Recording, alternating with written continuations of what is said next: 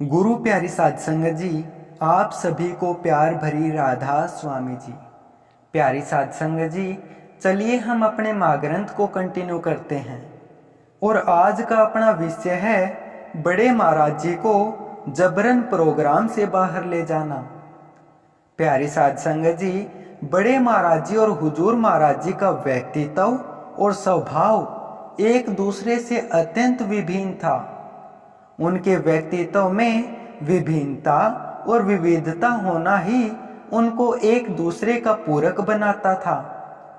दोनों ही विभिन्न गुणों से समृद्ध थे, जो एक दूसरे को सामंजस्य और संतुलन प्रदान करते और पूर्णता स्थापित करते थे। बड़े महाराज जी बड़े ही विशाल हृदय और निर्मल स्वभाव के थे।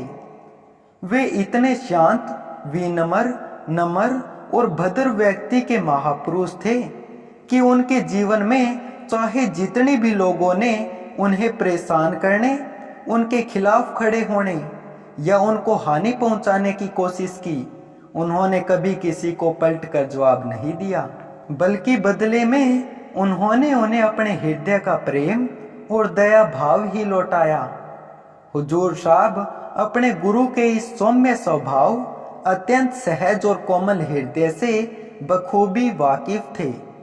इसलिए जब से वे शरणागत हुए, उसी दिन से वे हमेशा बड़े महाराज जी के पीछे एक प्रगाढ़, निष्ठावान और दृढ़ सेवक की तरह तैनात रहते थे। दूसरी ओर हुजूर महाराज जी का शक्तिशाली, साहसी, उत्साहपूर्ण और भव्य व्यक्तित्व था। वे शारीरिक रूप से मजबूत, कदकाठी और बलवान थे। उनका बहादुर व्यक्तित्व और प्रभावशाली आभा के आगे उच्च से उच्च अधिकारी भी अपने आप को दबा महसूस करते थे। हुजूर महाराज जी विकट परिस्थितियों में अपने स्वामी के प्रति उसी प्रकार का संरक्षण भाव प्रदर्शित करते थे, जिस प्रकार महावीर हनुमान जी श्री राम जी के लिए दिखाया करते थे। जब कभी भी बड़े महाराज जी के खिलाफ कोई गलत व्यवहार करने की सोचता, तो हुजूर साहब उनके आगे एक मजबूत ढाल की तरह आगे आ जाते थे। परिस्थितियों के अनुरूप हुजूर साहब असभ्य व्यक्ति से साहस पूर्वक निपटते थे, चाहे वे शारीरिक रूप से होता या मानसिक रूप से, पर बिना उस व्यक्ति को बड़े महाराज जी से क्षमा मांगने के सुनिश्चित करे वे उसको जाने नहीं देते थे। ऐसे मौकों पर बड़े महाराज जी हुजूर साहब को उनकी गर्म मिजाजी के लिए बहुत डांटते और संयम बरतने के लिए समझाते थे, पर हुजूर साहब को अपने गुरु का अनादर रति भर भी सहन नहीं होता था और वे ऐसे दुराचारियों पर शेर की तरह टूट पड़ते थे। प्यारी साध संगत जी, एक बार की बात है, बड़े महाराज जी और हुजूर साहब दशहरा के अवसर पर सालवान पब्लिक स्कूल दिल्ली में होशियारपुर डेरे के निमंत्रण पर सत्संग कार्यक्रम में पहुंचे। हर साल दशहरा पर्व पर बाबा फकीरचंद जी दिल्ली के इसी स्कूल में सत्संग आयोजन किया करते थे। इस आयोजन में वे बड़े महाराज जी को बहुत प्रेम और चाव से बुलाते थे, क्योंकि उनको बड़े महाराज जी के प्रति बहुत लगाव था। बड़े महाराज जी उनसे उम्र में 40 साल छोटे थे, फिर भी फकीरचंद जी महाराज जी उनके प्रति इतना प्यार व सम्मान प्रकट करते थे कि वे बड़े महाराज जी को अपने साथ मंच पर बैठाकर उनसे सत्संग फरमाते थे। कभी कभी तो सत्संग फरमाते फरमाते वे अचानक ठहर जाते और माइक को बड़े महाराज जी को दे देते थे और सत्संग से कहते, अब ताराचंद जी आपको इस विषय को विस्तार से समझाएंगे। वे अपने इसी असीम प्रेमाश्रय, विशाल हृदय और उदार व्यवहार के कारण परम दयाल के नाम की उपाधि से समस्त दुनिया में प्रसिद्ध हुए। बड़े महाराज जी भी इस दशहरा पर्व पर आयोजित भव्य कार्यक्रम के लिए बड़े चाव और उत्साह के साथ शामिल होते थे। इसके दो कारण थे। एक तो उनको परम दयाल जी के दर्शन और सानिध्य मिलता था, और दूसरा दिल्ली में रह रही उनकी संगत को बड़े महाराज जी के दर्शन व सत्संग सुनने का अवसर मिल जाता था। उस समय दिल्ली में हमारा कोई निजी आश्रम नहीं बना था। जब बाबा फकीरचंद जी इस संसार को त्याग कर ज्योति ज्योत समा गए तो उनके जाने के पश्चात होशियारपुर डेरे के आयोजकों ने अगले वर्ष भी उनकी चलाई हुई दशहरा सत्संग की परंपरा को निभाते हुए हर साल की तरह फिर से संत सम्मेलन का आयोजन किया। इसी सत्संग में हर साल की तरह बड़े महाराज जी और हुजूर साहब के अलावा देश के अलग अलग क्षेत्र से अन्य काफी महापुरुषों और संतों को भी निमंत्रित किया गया। बड़े महाराज जी और हुजूर साहब अन्य संतों के साथ निमंत्रित समय 10 बजे तक मंच पर विराजमान हो गई।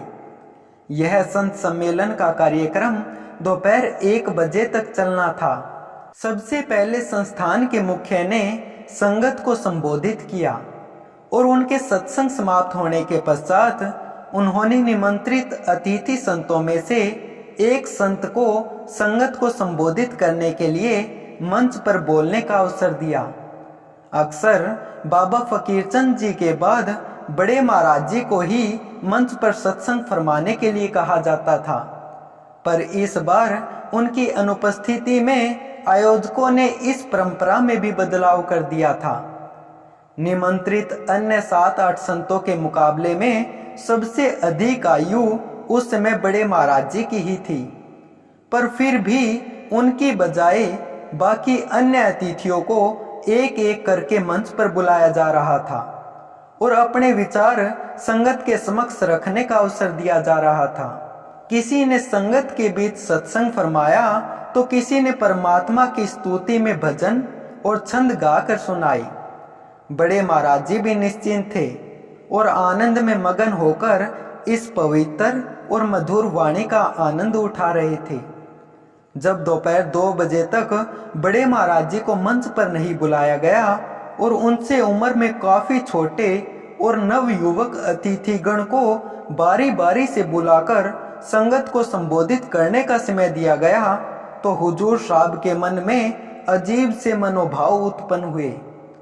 उनको ऐसा आभास हुआ कि बड़े महाराज जी को जानबूझकर नहीं बुलाया जा रहा। अपनी इस अनुभूति की पुष्टि करने के लिए उन्होंने कुछ समय इंतजार किया और गौर किया कि मंच पर अगला निमंत्रण किसको दिया जाएगा। जब 2:30 बजने पर भी बड़े महाराज जी जैसे प्रतिष्ठित संत, जिनकी प्रसिद्धि देश विदेश में फैली हुई थी, उनको नजरअंदाज कर किसी युवक साधक को मंच पर बुलाया गया, तो हुजूर साहब को यह बात जायज नहीं लगी। हुजूर साहब को आयोजकों का यह व्यवहार अब चुभने लगा था और वे बड़े महाराज जी के पास गए और आहिस्ता से उनके कान में बोले, महाराज जी, अब हम यहाँ से चलते हैं। मुझे इनकी मनसा सही नहीं लग रही। ये आपको मंच पर शायद बुलाए भी नहीं। यह सुनकर बड़े महाराज जी क्रोधित हो उठे, क्योंकि वे उस समय काफी भावुक थे। वे इसी मंच पर अपने गुरु समान प्रिय बाबा फकीरचंद जी के दिए हुए प्यार और बीते वर्षों की याद से घिरे हुए थे। बड़े महाराज जी ने हुजूर साहब को ऊंची आवाज में कहा, बैठे रहो। हुजूर साहब बड़े महाराज जी को क्रोधित देखकर चुपचाप अपनी कुर्सी पर वापस बैठ गई, पर उनके मन में बेचैनी ज्यों की त्यों कायम रही। उन्होंने बड़े महाराज जी की बारी की प्रतीक्षा की और देखते ही देखते आधा घंटे का समय और निकल गया, पर आयोजकों ने फिर भी बड़े महाराज जी की बजाय संगीतकार को मंच सौंप दिया। अब कार्यक्रम समाप्त होने में कुछ ही मिनट रह गए थे। सुबह से शांति से अपनी बारी का इंतजार कर रहे बड़े महाराज जी की इस तरह बेकदरी देखना अब हुजूर साहब के बर्दाश्त के बाहर हो चुकी थी। उनके मन में उठ रहे तूफान ने अब उनका संयम का बांध तोड़ दिया था और वे उठकर गुस्से में बड़े महाराज जी के पास जा खड़े हुए। उन्होंने बड़े महाराज जी को बड़े हक से कहा, आइए महाराज जी, यहाँ से चले, ये लोग आपको नहीं बुलाएंगे। बड़े महाराज जी ने अपने गुरुमुख के भाव को भांप लिया था और बिना उनसे कोई सवाल पूछे वे मंच से उठे और चुपचाप हुजूर साहब के पीछे चल दिए। दोनों को यूं अचानक उठता देख आयोजक एकदम से हक्का बक्का रह गया और उन्होंने दूर से ही आवाज दी कि भाई साहब बैठे रहो, हम अभी तुरंत महाराज जी को मंच पर बुलाते हैं। उस वक्त हुजूर साहब ने पलटकर आयोजक की ओर गुस्से भरी नजरों से एक बार घूरा और आगे बढ़ गए। हुजूर साहब बड़े महाराज जी को स्कूल के बाहर पार्किंग में अपनी गाड़ी की तरफ ले गए और उनको गाड़ी में बैठाकर उनसे बोले कि महाराज जी आप 2 मिनट गाड़ी में इंतजार करो, मैं एक जरूरी बात करके आता हूँ।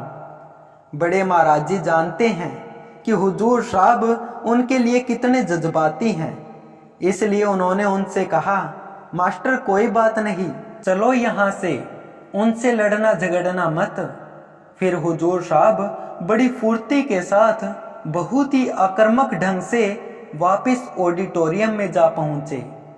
मुख्य आयोजक ने दूर से ही उगरचित हुजूर साहब को वापस आते देख लिया और उनके नजदीक आते ही वे हाथ जोड़कर खड़े हो गए और माफी मांगने लगे। उन्होंने उनसे अनुरोध किया कि वे गुरुजी को वापस बुला लें। हुजूर साहब ने फिर उनको बड़े ही आक्रोश पूर्वक फटकार लगाते हुए कहा, हम आज के बाद आपके किसी कार्यक्रम में नहीं आएंगे, ना ही आप आगे से कभी भी गलती से भी महाराज जी को बुलाने की ना सोचना। हमारा यहाँ आपके पास आने की कोई वजह नहीं है, पहले आते थे वो बात अलग थी, पर आइंदा इस जगह पर हम एक कदम भी नहीं रखेंगे। यह कहकर हुजूर साहब वापस लौट गए और गाड़ी में आकर बैठ गए। उन्होंने फिर बड़े महाराज जी से एक रोसा वेगी पुत्र की भांति शिकायत की, मैंने आपको पहले ही बता दिया था कि इनकी कोई मनसा नहीं थी आपको समय देने की, आप इनके प्रोग्राम में दोबारा नहीं जाओगे, हमारा इनके यहाँ आने का कोई हक भी नहीं बनता। आपको कभी दिल्ली की संगत को दर्शन देने होंगे तो हम अपनी व्यवस्था खुद करेंगे, पर इनके पास दोबारा नहीं जाएंगे। उस दिन के बाद बड़े महाराज जी दोबारा शालवन स्कूल के संत समागम में कभी नहीं गए। इस घटना के कुछ वर्ष के बाद दिल्ली की संगत ने स्वयं ही जमीन लेने का प्रस्ताव बड़े महाराज जी के पास रखा और आगे चलकर दिल्ली आश्रम का निर्माण किया। हुजूर साहब ने भी गद्दी नसीन होने के बाद इसी दशहरे के सत्संग की परंपरा को आगे बढ़ाते हुए पिछले 25 वर्ष से हर साल दशहरे के मौके पर दिल्ली आश्रम में ही सत्संग फरमाए हैं।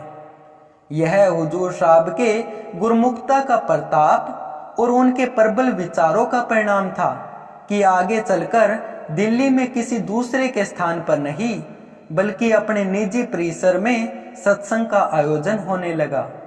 इसके फलस्वरूप आज संगत को आध्यात्मिक लाभ प्राप्त करने के लिए दिल्ली शहर के प्रमुख स्थानों पर 2 भव्य आश्रम उपलब्ध है। महापुरुषों ने अपने अनुभव से इसलिए ही तो कहा है कि गुरु अपना अपमान सहन कर जाते हैं, परंतु एक सच्चा गुरुमुख कभी भी अपने गुरु के अनादर को सहन नहीं कर पाता। प्यारी साध संगत जी, कल फिर यहीं से हम अपने माँ ग्रंथ को कंटिन्यू करेंगे। तब तक आप सभी को प्यार भरी राधा स्वामी जी।